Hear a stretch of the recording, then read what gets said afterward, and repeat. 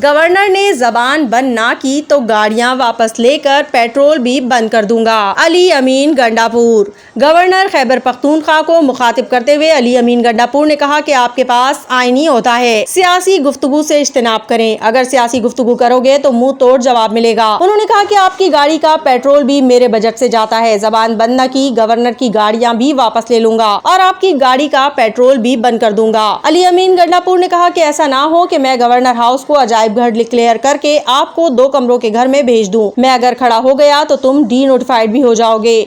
मैं मैंडेट से आया हूं और आप एक कागज के टुकड़े से आए हैं। वजीर आला ने कहा कि कानून का एहतराम करते हैं, इसीलिए अदालतों में पेश हो रहे हैं। ये क्या सूबे और वफाक के दरमियान पुल बनेगा।